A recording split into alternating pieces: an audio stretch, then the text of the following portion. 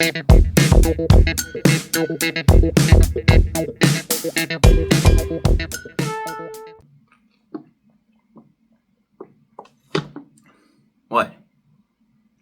It's hot in here. We're all suffering through the heat now, so I just need to cool myself off before doing this. And plus, I gotta put these away after, so I need some sort of energy. But anyways, what is up, guys? This is Matthew Davis Me once again, and welcome back to another physical media update. Now, in my previous physical media update video, I mentioned how I wanted to do more of these videos more often because it seems like I haven't been collecting physical media as much.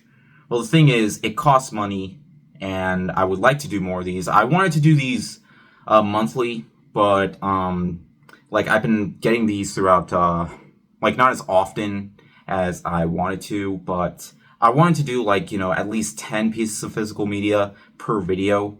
And the reason why I haven't been doing that lately is just due to the fact that, I've been busy with so many things. Of course, I was out of town in May, which I did get a few things, but I really had to save up just to meet a couple of voice actors, which was totally worth it. It was the voice actors of these two, obviously, so. And it's also due to the fact that, physical media isn't as easy to get in stores nowadays. It's mostly just, the internet now, which I don't really like getting physical media from the internet, just due to the fact that sometimes the packaging might get damaged or the disc might not be in the case, and sometimes it'll just be in there bouncing around and getting all scratched up, which that has happened to me a lot, but it never really resulted in full damage, thankfully. I don't know, I don't use them immediately as soon as I get them, but, regardless, I'm still going to be doing a physical media update, even though I'm not going to be doing them as much as I said I would, but regardless, I'm still going to do them, as long as physical media is still alive, because it is not dead. It's only dead when they confirm that it's dead from the people that make physical discs. As long as it's still happening, those videos that say physical media is dead, I feel is just clickbait to get people worried. So, as long as it's still around, as long as you can still get it, it's still going to be around. So, yeah, I have like 8 Blu-rays, well, 7 4Ks and 1 Blu-ray, and let's see, 7 games. Now, some of these games you already saw in some of my reviews for these games, not all of them, but, and some of them did appear in my monthly vlog. So, practically all these games that I'm about to show, I already showed on camera. But I'm still going to show them because they weren't in my previous physical media update. So regardless, even if I showed them in a video, I'm still going to put them in the physical media update video often, because most of my video game reviews, most people don't even watch them. Sometimes people will watch them or just click on them, and most of the comments, like I hardly get any comments on my video game reviews, and when I do get comments, they're either pointless or they just say great video. And I usually just want to keep my comment section as on topic as possible. So if you guys ask me like a question, it's nothing against you. I just prefer if my videos just stay on topic, but it's nothing against you at all. Like, it's just something I prefer. I like when people say great video. Those I think are good. I think those are fine because, yeah, it's just, that's what I usually prefer. But hey, it's nothing against you. But anyways, without further ado, let's begin. First off, I got Split Fiction, one of the games I did review. This is a 2-player cooperative experience, which is absolutely a lot of fun. It's from the makers of It Takes Two. If you haven't played this game, you really should. It is also available on Switch 2. But the Switch 2 box doesn't even have an actual game in it. It's just a code of the game. You might as well just play it on PS5 if you have a PS5 or Xbox Series X. I know Xbox is kind of in trouble right now, but I'm not getting into that. But regardless, if you were to play it digitally, you might as well just get the PC port. But hey, when I went to go get this in stores, there was actually a couple that bought this game physically before me just when I was about to buy a copy. So it shows that people still care. And this is a game that I feel like will probably bring you closer to your friend, even if you guys struggle a lot. Like, we did struggle quite a bit during this game, but not enough where we just want to give up on it, because it's not really a difficult game. It just kind of requires a little bit of trial and error, but I explain it more in my review of the game. But regardless, the game is a lot of fun, and I highly recommend playing it. So yeah, it's one of my favorites of the year. Alright, next up is Monster Hunter Wilds. This game has been receiving overwhelmingly negative reviews on Steam. I'm not really going to get into all that, but regardless, I still think this is a really fun game. also reviewed this on my channel. Like, it still has that same Monster Hunter formula we're familiar with. It has some characters that I really liked seeing on screen and had a lot of fun, you know, interacting with them. And while the storyline isn't the best, I still think regardless, the gameplay is where it's all at. As long as it's fun, which I did have a lot of fun with it, and that's all I really care about when playing Monster Hunter, because I expect a lot of badass boss fights, and I got that with this game, and regardless, I had a lot of fun with it, whether I'm playing alone or with friends. I haven't seen any of the updates recently, but I'm assuming that's why it's getting overwhelmingly negative reviews, but if other people know, just... But, hey, regardless, you still might be seeing this on my best games of the year list, because I had fun with it. So, yeah. Another game I reviewed on my channel recently, Elden Ring Night Rain. I wanted to love this game more than I did. At first, I absolutely hated it, just due to how frustrating it got when it came to the boss battles, even when it came to online play. Like, those new boss battles will just absolutely tank you to no end. Like, there was just a part of me that just made me want to give up on the game, but that's not the reason why I didn't love the game. It's just due to how repetitive it gets when it comes to its boss rush elements, because it really doesn't have a whole lot in terms of the gameplay, in terms of the builds you get. I mean, some of them are pretty cool. It's just how often it just kind of feels like Elden Ring if it had a multiplayer option rather than feeling like a brand new game. I see what they were going for, but it could have been a lot better. But hey, it's their first attempt of trying a different type of genre, so I don't really blame them. So regardless, I had fun with it, just not in the way that I would hope for. I'd recommend just sticking with regular Elden Ring. But hey, it's not a bad game. Next up is a game I actually didn't review on my channel because I'm not even close to finishing this game yet. Kingdom Come Deliverance 2. I've heard so much about this game, saying it's even better than the first game, which I never actually heard of the first game, but yeah, at first it was hard for me to get into this game just due to how much different the combat is. Like, this is not your typical hack and slash RPG. Like, the combat to me is almost what killed the game for me. Like, it just got so frustrating. I had no idea what I was doing. Like, I thought I was doing something wrong when I felt like I was, like, basically, it's like in a turn-based style, you just swipe away from one side to another, make sure you're getting the right hits done, you have to parry, and it's a lot more complicated than it seems. I preferred just exploring the world and engaging with the story, with the character choices, as well as the skills I get. There are things about this game that, you know, were kind of an annoyance, but there are times where, you know, you can make yourself stronger in very easy ways, like having too much in your inventory to make you stronger, which is actually quite useful. And there are also some fun mini-game elements as well that I also thought were pretty cool. So while this is a game that I don't think I'll ever finish, I had a lot of fun with it. The other major gripe I have is the save system, as you need to make a specific potion in order to save. So yeah, but thankfully, if you just quit the game, and it'll automatically save the game, so you can always go back. So I recommend just doing that. But there are often times where I'll just forget that and just because it only saves during specific parts of the quest, which take a long time. So yeah, there are things about this game I absolutely hate, but it wasn't bad enough for me to not want to play it. I still really enjoy this game, even though I don't think I'm ever going to finish it anytime soon. It has elements of Skyrim that are far more different, but hey, if you're a fan of Skyrim, I still recommend giving it a playthrough, even though it's definitely not going to be everyone's cup of tea in terms of gameplay. And I need to get another drink because my mouth is starting to get dry from talking so much. And we're not even at the movies yet, so yeah. Next up is my most recent game review, Death Stranding 2. If you enjoyed the first Death Stranding, I highly advise playing this one. We're living in a day and age where PlayStation is trying different things in terms of bringing in live service games and focusing on that, but it's single-player games, when done right when it comes to AAA developers, as long as they still know how to craft good gameplay as well as good story. Well, the gameplay is pretty much the same as the first, just with more gunplay.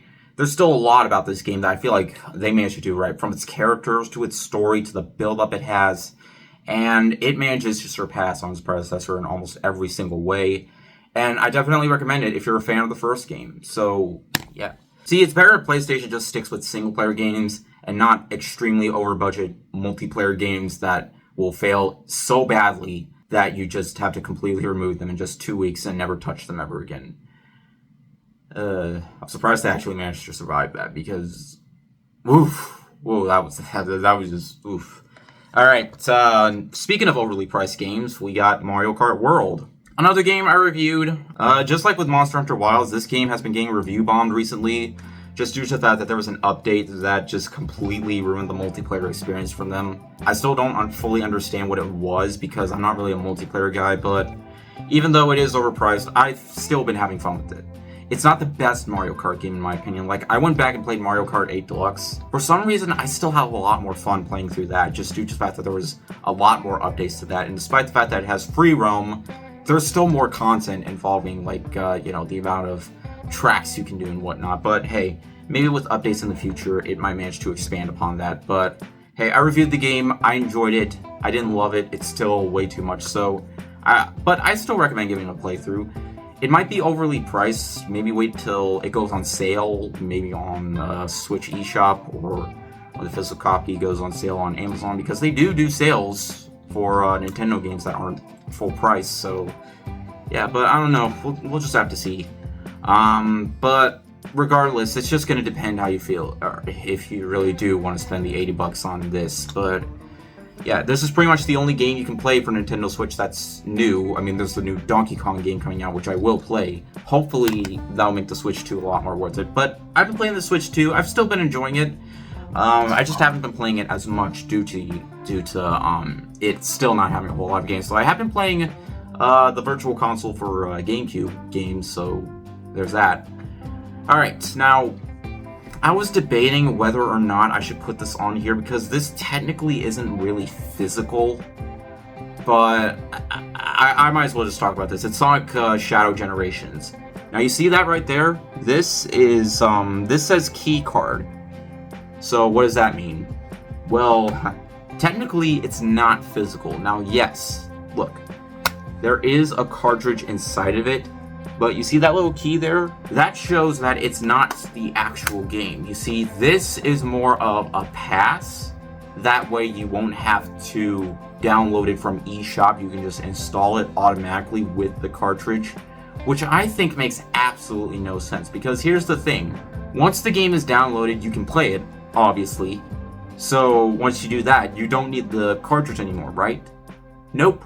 You still need the cartridge regardless, even if the game is downloaded, because it's like a pass. It's like when you have a membership for something and you want to go in, but you can't do it without the membership. You can't do it without the card for your membership, and you have to put it in. That way you can play it. Why not just make it physical? I'm sure they have their reasons, but I do not understand why gaming has to disrespect physical so much. And I just don't understand it. Like, what is the point? Just if it so what? It's not physical, but we still need the cartridge.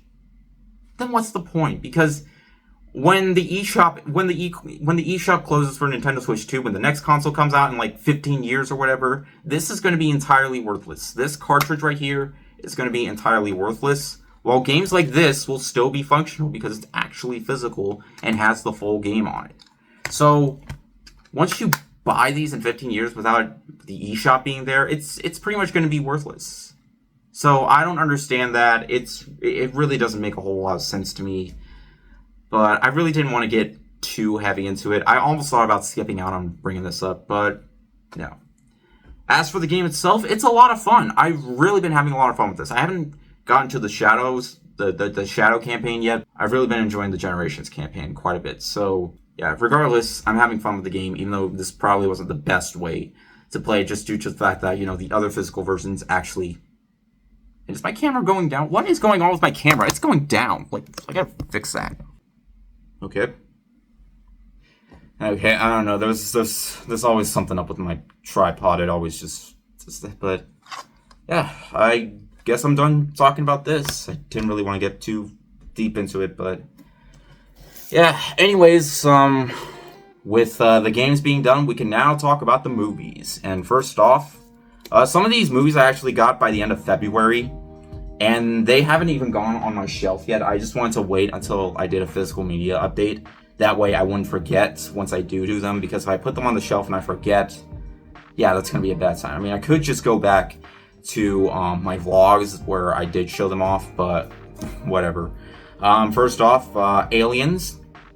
Now, when it comes to James Cameron releasing his movies on 4K, they have mentioned that it really doesn't look all that good. It looks like, I don't know how they described it, but I haven't really gotten into all that. Yeah, and I haven't even watched this yet. So I want to say it might look good on 4K, but they've been mentioning so many times how James Cameron hasn't been doing a whole lot of justice making his movies look good in 4K, as apparently he's been using AR for that. Why? Because they did that when they released the GTA Trilogy Definitive Edition, and that did not go well at all. Because I don't understand why these big companies just assume that AI is all we need now, when really it's pretty much become a joke. It still has the Blu-ray disc, so even if the 4K doesn't look good, I'll still have the regular Blu-ray.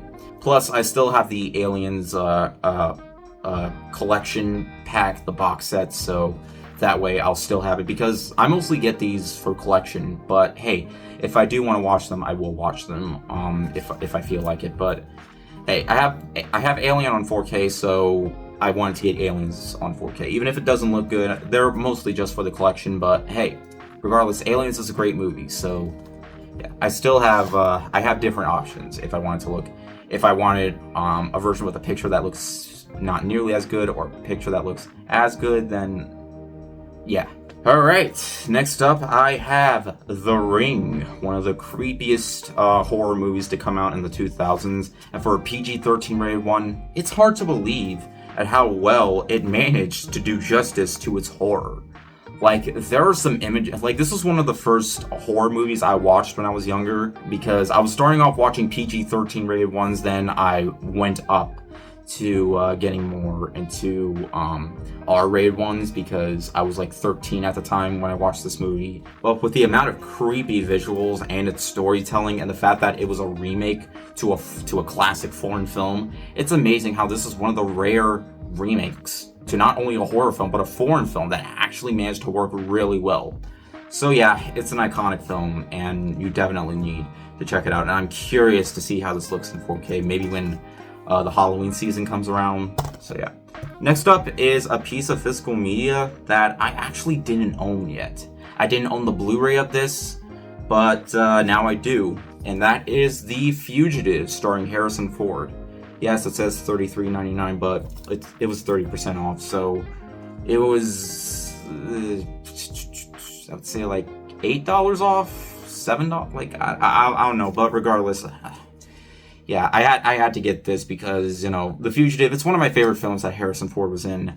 Sure, we can talk about how iconic Harrison Ford is in the Star Wars and Indiana Jones movies. But hey, there was a time where I didn't even know this movie existed, and now that I know that this movie existed, it's, yeah, it's a classic film. And, you know, it's 2 hours of pure entertainment, pure popcorn fun, as well as a story that's actually really compelling. So, yeah, you definitely need to check this out at least once in your life. So, yeah. Alright, next up is a movie that I saw back in 2017. It was actually one of my favorites of 2017. I haven't watched it since, but I really should. This movie stars Jeremy Renner, and if you ever watch Yellowstone, this is from the creator of that, which I never watched Yellowstone, but yeah. I got this at Second and Charles because it was still in the plastic, and they usually just sell like old used movies, but the fact that they actually had something that hasn't even been used yet, and for $15, that wasn't a bad price.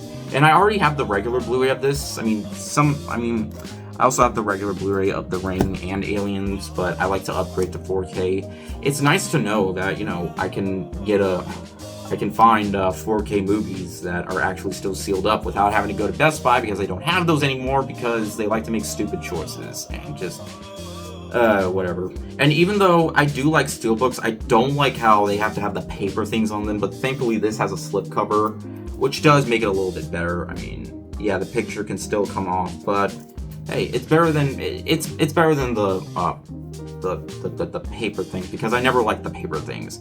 Those I thought were always annoying, but hey, I guess it's because the cover on the back looks better, but it's something that has kind of been an annoyance of mine for so long. But regardless, yeah, I know this cover, it makes you confused what the movie is even about, but the regular Blu-ray has the has the cover, so yeah. But regardless, this is still a damn good movie, and I highly recommend checking it out if you haven't. Alright, now this was not the last time we got to see of Sonic, as of course I got Sonic the Hedgehog 3 on 4K. I have the first two Sonic movies on 4K, and because I think this is by far the best one yet, I, of course, had to get it. And I thought the first two movies were good, but out of some miracle, this movie managed to surpass both of those movies, in my opinion. I did not expect to enjoy it. I mean, I expected to like it as much as the first two, as I kind of like the first two equally, but this movie managed to do a lot more. Maybe it's just due to the fact that Shadow was in the movie, or how these movies actually managed to focus on Sonic rather than the human characters. And while some people have said that, you know, the emotional moments were forced, I feel like the emotion definitely needed to be there to lighten up the mood when it came to its humor, and it wasn't one of those times where there was a good amount of humor that just ruined the movie. And hey, Jim Carrey will always be entertaining as Robotnik, so yeah, even though I didn't really need to get this movie immediately, I still wanted to get it regardless, just due to how surprised I was of how I enjoyed this movie more than I would. Like, imagine if they kept the original Sonic movie design. Would it still have made these movies good? Or, I know it probably wouldn't made the movies nearly as much money, but I don't know. Like, I just want to see the original cut of the first movie with that horrid Sonic design, just for some laughably, like, because hey, even if they kept that, it wouldn't change how I felt about Robotnik, Jim Carrey Robotnik, but still, and this isn't the last one. There will be a fourth movie, because if you saw at the end credits scene, there is going to be a fourth one, but hey, so regardless, this is still a fun watch, and any Sonic fan, I think, will be pleased by it. If you were pleased by the first two, you will enjoy it. Next up is an anime movie that was originally supposed to go straight to streaming, but they decided, nah, we'll put it out in theaters, because we haven't had too many properties like these in the theaters recently, and that is The Day the Earth Blew Up, a Looney Tunes movie. Despite the fact that Warner Brothers is sort of a part of it, it was actually made by another company, Ketchup Entertainment, and because of that, we are going to be seeing Coyote vs. Acme next year. Finally, though, I don't know why they can't release it sooner since it's already finished. But hey, we're still getting it. Now, I thought I was going to find this on Amazon or whatever, because I couldn't find it at Barnes & Noble, and I assumed it would be at Barnes & Noble, but they only have the DVD. This is the Blu-ray, so yeah. But I was just in Walmart getting another movie until I saw, they have this movie as well on Blu-ray. I was all like, oh yeah, I'll definitely get that, because this movie was a lot of fun. Even though it could have made a lot more money had the marketing been better. That way people will have actually seen the movie and knowing how funny the Looney Tunes were, even though it's just about Daffy Duck and Porky Pig. But it shows that there was actually people out there that had a deep love for Looney Tunes and wanted to make a Looney Tunes movie that still captured the heart and spirit of Looney Tunes. Because Warner Brothers has just been pushing it away, just taking out all the Looney Tunes properties from their streaming service. I mean, you can't watch this movie on their streaming service, but for how long? They haven't been treating Looney Tunes right. I mean, they removed all their cartoons for no reason whatsoever. Like, I don't know, they just have some massive hatred towards Looney Tunes now for some odd reason. And if it wasn't for the Looney Tunes, Warner Brothers we wouldn't have all these classic animated films like Iron Giant, Lego Movie. Hell, next year they're going to be doing an animated Cat in the Hat movie. So, yeah, but regardless, you know, it's nice to know that there are people out there that actually do care. Now, I'm praising the movie, but as for the Blu-ray, in terms of the cover, like, I don't know, I'm just confused about this cover, because first off, there's nothing on this side of the slip, and the other side isn't any better, because while it does have the title. Look at that! Look at that. You need like a freaking magnifying glass to see that. And there's so much spacing. And look how teeny tiny that Blu-ray logo is. And the back of the box isn't a whole lot better. I mean, there's a lot of spacing right here. And there's just a lot of like Like, it's just cramping in there, despite the fact that they could have made it bigger. And the way that I don't know, maybe it's just because this is the company's first attempt at something in terms of releasing something, but I don't know, but I don't know, it's weird. And then we get to this right here. They show the movie's rating right here, the rating that doesn't have the information of what it's rated for. And then we have the rating that does have the information, but again, look how small that is. You need a magnifying glass. And this is, I don't know. But regardless, I may be criticizing the artwork. I mean, this is good. This part of the artwork is good, but seriously, I don't understand. And it still has, okay, well, it looks a little bit more bigger on the without the slipcover, but I don't know. But you know what? I don't care. As long as it can play the movie, because this is not a bootleg. I got it from Walmart, so it is official. Just, I don't know. It just, as long as it can play the movie. So I'm just going to just ignore that and just say that, you know, it's a good movie regardless. And I'd rather have it than just go on streaming when it's not going to be on there forever. But I'll have it forever, so yeah, I'll only get rid of it if I don't want it, but I'll always want it. But anyways, now let's move on to the movie that I went into Walmart for. I thought this was the only movie I was going to get, but hey. Now, what is something that we get a lot of nowadays? Reboots, sequels, prequels, all of which are sequels nobody asked for, and adaptations of things that nobody really asked for. Well, not this movie. There's a big reason I consider this to be the best film of the year so far. Of course, that movie is Sinners. We needed this movie this year because we're living in a day and age where it's all about that. And when people do release original films, Companion, Mickey 17, nobody even goes to see them. Because it's all about, you know, the Jurassic World and the Supermans. I liked Superman, didn't love it, but it's always about, you know, hooking you with, you know, stuff that you've already seen before. Like How to Train Your Dragon and Lilo and Stitch. But someone actually managed to make a movie, market it so well that people actually managed to go and see it. Sinners is not based off a comic book. It's not based off a TV series or a book or a freaking anything. It's not based off of a short story. This movie all came from Ryan Coogler's big genius mind. And he put it on the big screen. I saw it on the largest screen I possibly could in IMAX. It was the best experience I had this year. Nobody was talking, they were actually focused on the film. It combines multiple genres. It's a smart film about the celebration and freedom of music and social commentary on racism. And it's all around just a phenomenal film. From the performances to the characters, there was so much hard work put into this film. Some people might complain that there's not that many vampires in it, but it's not just a vampire movie. It's a lot more than that. And the best part about it is, it was both well received by critics and actually managed to be a hit at the box office, as it is currently the 5th highest grossing horror movie of all time. And that proves that people do still care, as it grossed nearly $370 million worldwide on a budget of $90 million. And it's not even over the $100 million mark. So you see, people do care. People who say cinema is dead, that's not true. As long as people care about making good original properties, it'll still be around, just given at the right time. But this is the movie we needed this year, and I just don't... It's going to be hard for another movie to top this one for me this year, because there was just so much about this movie that worked. And yeah, just don't expect a vampire film. Expect a movie providing social commentary and celebration, as well as elements of a vampire movie, which it all managed to pay off in the end. I absolutely love this film, and I needed to get this the first day it came out, though I didn't. I waited the day after, but I'm happy to have it regardless. And I needed the 4K. I went to one Walmart, and they had a million Blu-rays, but no 4Ks, and then I eventually found one on the 4K. I was originally going to go to Amazon until I checked one more Walmart, and they had it.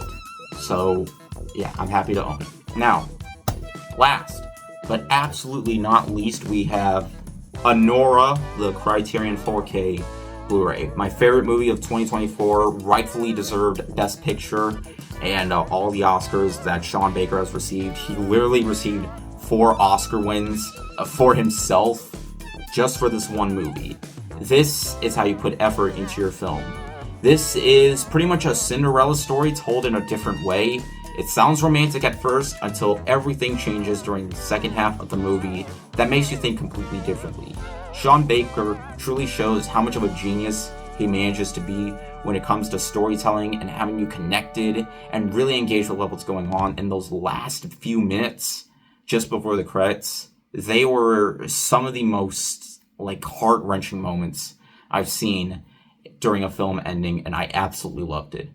And the fact that Criterion still releases movies, I will always prefer, just having these in my hands rather than just looking them at a screen, turning them on and then turning them off, and then never seeing them again unless I want to watch it again. But hey, this, I will always, no matter how many people judge you for still collecting it, I'll always prefer having these on my shelf than having them on a digital store. I don't need to keep repeating myself, but I feel like the word just needs to be spread more. There was a reason why it was the only thing we had, because nobody was really complaining unless it got damaged, but that's because people can be irresponsible. But nonetheless, I will always prefer, owning things like this. So yeah, but anyways, that is it.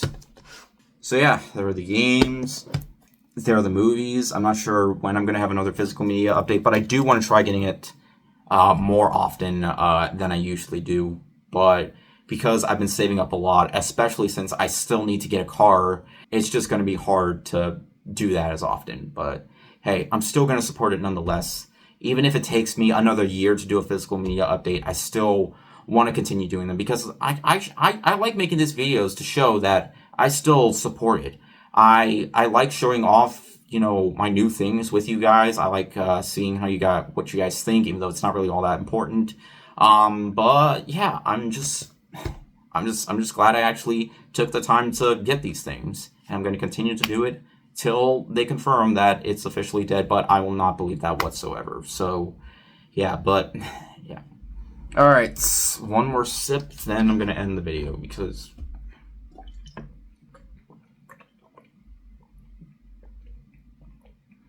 am I really almost done with this bottle? Alright. But anyways, thank you guys so much for watching. If you enjoyed the video, make sure to like and maybe subscribe for more. You can also follow me on Twitter, Instagram, or maybe Blue Sky. Links are in the description. Now, I gotta go put these away, then I'm gonna go take a nap. Because, wow, I've been talking way too much about this, and I just need a nap. But yeah, I'll see you guys later. Word out. Alright, all the movies are put away, and just got done editing. Now I can take a nap. Alright, it's time to take a nap in my big boy bed. It's just a shame this thing got damaged, and I have to fix it. But don't worry, I fixed it with a lot of stitches. Hey! I'm just going to tell you this right now. There are worse things going on in our society than a nearly 25-year-old man owning a stitch-covered bed. Because despite the fact that I've gotten positive comments, I see you guys in the comments saying how much of a crime it is that I own a Bluey-themed room. But again, I do this because I'm happy. I do this because, I go out to work all the time. I always get stressed out having to get groceries. But there's a part of me that always just wants to look forward to just having a good night. A good night rest with something wholesome.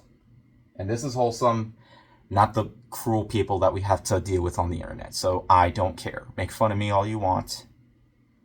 But hey, at least the stitches don't judge me, right, Stitches? You're touching me!